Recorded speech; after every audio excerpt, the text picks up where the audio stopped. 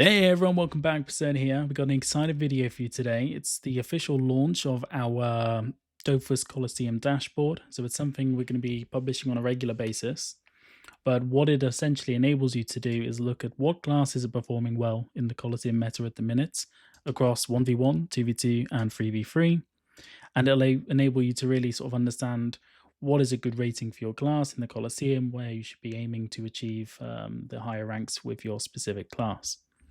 So the first page that you'll see when you click on the link, find it in the description below, is a breakdown of the top 100 per class. So this is the top 100 overall.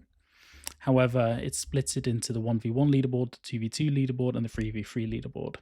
What you'll then see are these squares and the size, or these rectangular shapes, and the size of these is based off of the presence of those classes in the leaderboards. So in the 1v1 leaderboard in the top 100, there are 13 SRAMs, there are 12 Uganaks, 12 Ecaflips, and 12 Pandas. So they've all got relatively big squares here. However, some of the other classes with smaller ones, Hyper Mage, for example, they've only got one Hyper Mage in the top 100. So going from this, you might think, hey, Hyper Mage actually is not so strong in 1v1 at the minute because there's only one player that's managed to break through to the top 100 with that class. What you'll also notice is that as I hover over some of these shapes, you'll get a little pop-up which gives a little bit more detail. So it'll also share the average win rate for that class with inside the top 100, and also the rating average also. One useful stat actually, just looking into this, so an example of something you might take from this. Pandas in 1v1 have an exceptionally high win rate of 86.67%, with a rating average of 3,808. Whereas then if you compare that against the Hyper Mage, the Hyper Mage only has a win rate of 61% and a much lower rating of 3,745. So you can start to see here that Pandas are outperforming Hyper Mages significantly inside 1v1. And we have the same kind of data there for 2v2 and 3v3. So in 2v2, you'll see Pandas are really strong there also. Zelors really start to shine in this game mode. And the same for 3v3. Zelors then become the dominant class inside the meta. So 19 out of the top 100 are Zelors. You get a lot more Fekkas. Fekkas, hardly any in the previous two game modes, whereas in 3v3, they suddenly take a shining role. And one thing you may also notice is that Masquerader and Eneripsas are absent from the top 100 in the 1v1s. Eneripsas, one of the top classes in 3v3.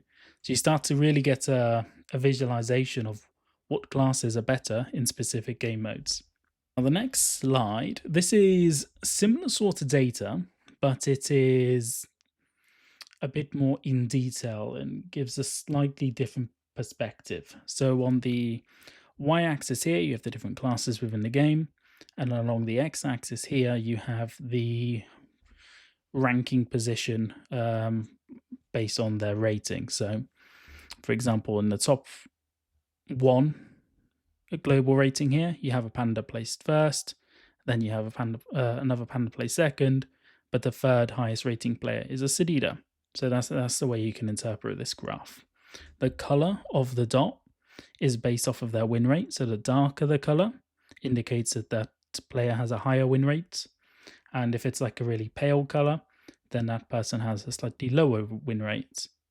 So here, if we look at the Sedidas, Jody Savage here has a win rate of 64%.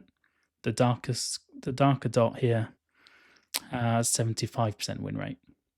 What it also enables you to do this view is to actually look into the players that are making up the leaderboard. So you can see the player names here behind some of the stats. So if you want to think, hey, who's a really good Zelor at the minute in 1v1?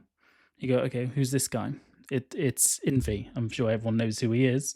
He's the number one Zelor, and it's proven here by the stats. So you might want to then go look up, hey, I want to go look up how the Zelor's playing and try and learn from them, for example.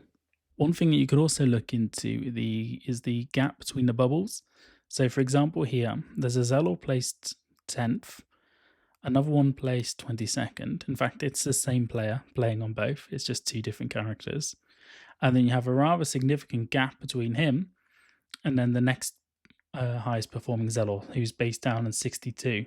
from that, you would understand there's perhaps a skill gap between the Zelor here and the Zelor down here. And what we have is we have this available for 1v1, 2v2, and also for 3v3.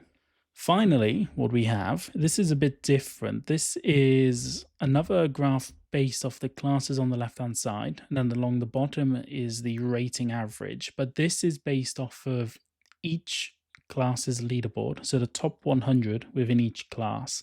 So it's a much larger data set, but it enables you to sort of visualize the average rating for each class depending on the game mode. So a perfect example for this, I mean, this is the view if you were to look at all classes, but let's just have a deep dive into one of them now. So let's have a look into rogues. So we're going to drop down menu over here, scroll down to rogue, we'll click that one. And then what it does, it shows you just the rogue figures, and it's split into the 3 playlists, so 1v1, 2v2, and 3v3. So here we can see the rogues have an average rating of 3,451 for 3v3, 3,468 for 2v2, so quite low relatively, but they perform much better in 1v1 with an average rating of 3,561. And what you can do, if we go back to the original view, you'll be able to understand a little bit more in terms of where that pitches rogue against other classes. So what we'll see here actually is that the rogues, their average rating is much lower than a lot of the other classes for those 2 game modes. Okay, so one thing you might want to do is look into, okay, so what is the best class in 1v1 at the minute? So if you go to the top along this playlist, if you click one of these buttons or these dots, it'll remove them from the graph. So you can add them or remove them as you want. And the one that's positioned the furthest along the x-axis will be the best performing class in 1v1. So at the minute, we see the highest rating average is from pandas. And from the first graph, that makes sense because we saw a lot of pandas playing that game, playing that class in the 1v1 game mode. Then you have Uganak, followed by Stram, followed by Ecoflip. And having played a lot of Kolossium, that doesn't really come to any surprise. They're the kind of classes I would expect to be up there. What's interesting there is that you can then look and say, okay, so I don't like 1v1, I like to play with team. What are the best classes performing in team PvP? And we have at the bottom here Zelors. So with the highest average rating amongst all classes, followed by Feckers. So Fecker, a class that's not really strong in 1v1, is coming out at the minute as the second best class in 3v3. So that's just some examples of how you could look to interpret this data.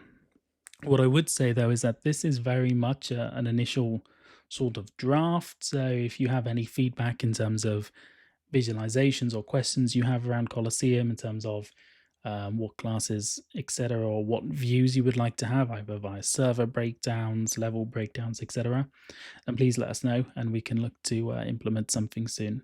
But going forwards, I'm looking to update this on maybe a monthly basis. So maybe the first of every month, I'll do a quick YouTube video looking into the meta, see what classes are performing, how things have shifted over time, and really sort of be able to help you guys into understanding which classes are doing the best at the minute in terms of PvP. So that's it for this video. Again, I will drop the link in the description, and I hope to see you all again soon. Peace.